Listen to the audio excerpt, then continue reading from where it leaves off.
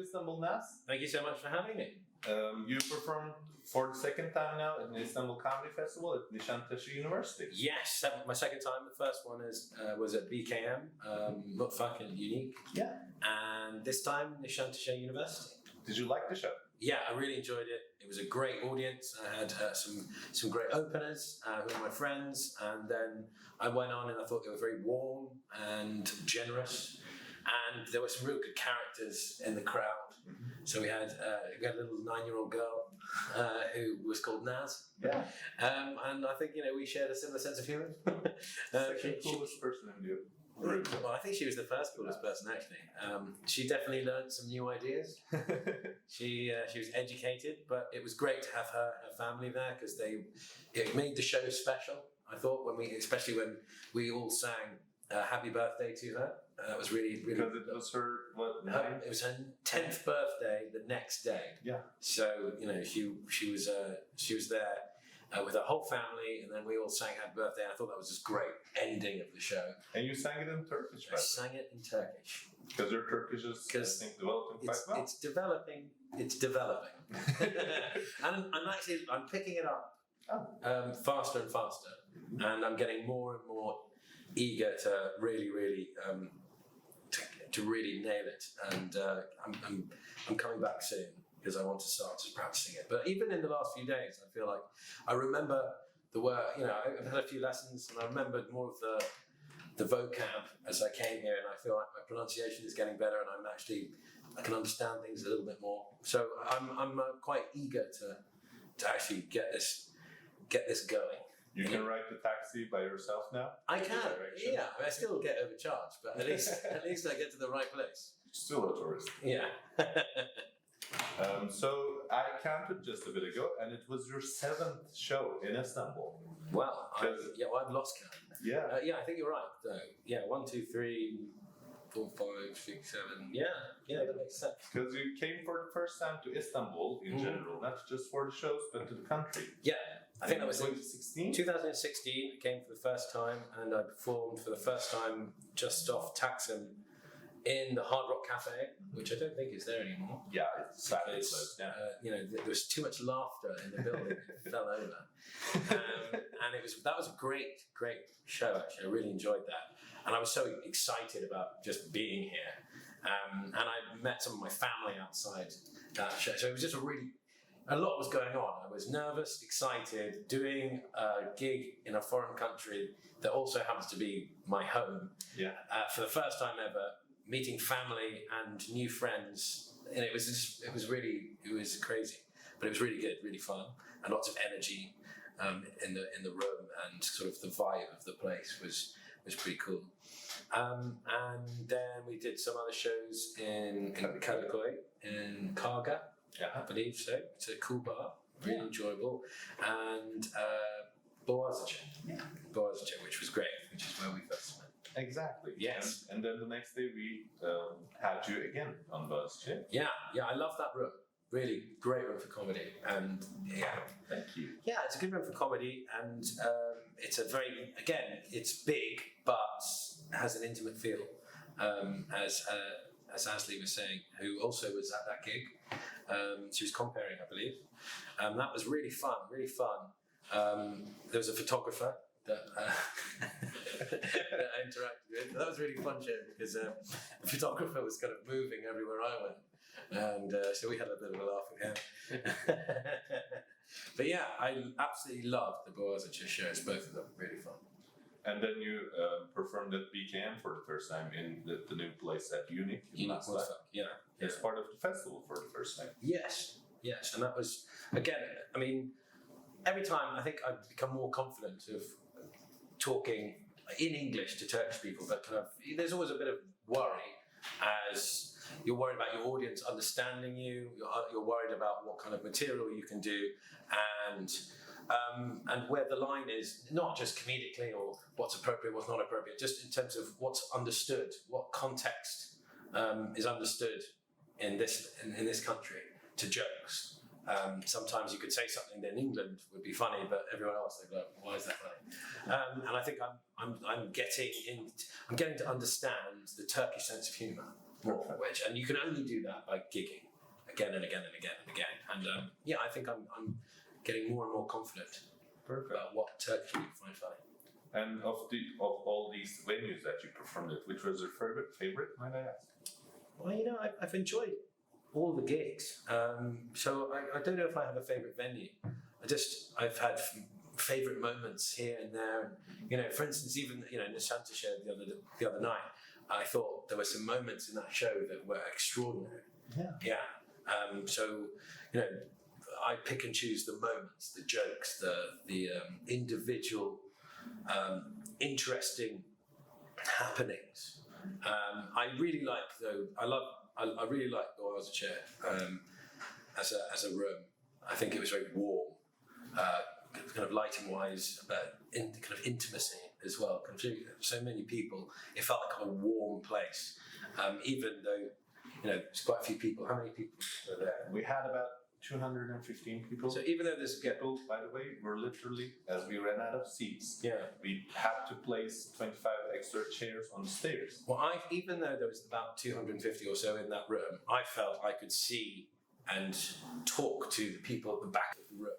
They didn't feel too far away, and that's really good for a gig when you can talk to someone here. You're looking at the whites of their eyes, but then you can suddenly talk to someone there at the back of the room, and there's still a connection, and that was very good. So I really enjoyed that aspect of it, and it's a lovely stage. It's a lovely stage. I also love Unique. I thought it's got another it's got an energy to it. It's got a bar, and you've got cabaret seating, which I like a lot. It's got a lovely stage as well. So they've all been really good, really good. Perfect. And this year at the third Istanbul Comedy Festival, you performed. You were one of the headliners actually, along with Mr. Alex Edelman and Mr. Jim Gaffigan. Great. And it's been quite a while now. How do you think from the first time that you performed here to more than 2 years ago until this day, where you performed for the seventh time, do you think that you have developed feelings towards Turkey now? Definitely, absolutely. I mean, more so in a non-comedic way. I feel like from the first time I arrived in 2016 to now, I've fallen in love with Istanbul, and I've made connections and friends that I come back and I see again. I have a community of people that I can talk to and kind of interact with and learn from and go to places with and hang out with, and that's great. That's so good. It makes me want to come back. In fact, I was just having a tea earlier today, and I got sad that I had to leave, and I was thinking about when I can come back. Even if I don't have a gig, I just want to come back. So I feel like I've developed, kind of in a personal way, I really want to make this a sort of second home. I want to keep coming back and coming back and coming back and learning Turkish, and be able to speak on stage in Turkish. Now, maybe not the whole show, because I think that'll take years to develop, but I would like to be able to interact with people and tell jokes in Turkish. That's my next goal. Perfect. Yeah. And as you mentioned, Turkey is pretty much your home away from home, right? Yeah, in a sense it is, yeah. And you have quite a large history in Istanbul and in Turkey. A little bit. And do you think you have explored your legacy and history here? I certainly learnt a lot about it from lots of people. The great thing about Turkish people is they know so much more about my history than I do. And every time I talk to someone, they tell me another fact. For instance, I told some jokes about growing a beard the other night, and one of the audience members sent me a tweet and told me about how the princes were not allowed to grow beards, yes. And how it was on pain of death.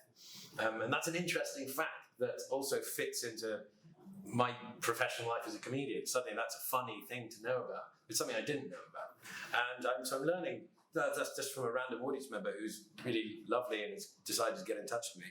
But from you and my other friends, people tell me things that culturally, from a history book you can learn a lot. But I think living here and understanding it, the history in a different context, means that I can learn from you guys in that way, which is really nice. Obviously, I've visited all the, the palaces, and I've, like Dolma Like Dolmabachi. I actually went back to Dolmabachi. I couldn't get into Topkapi today because it was closed on Tuesdays. Yeah.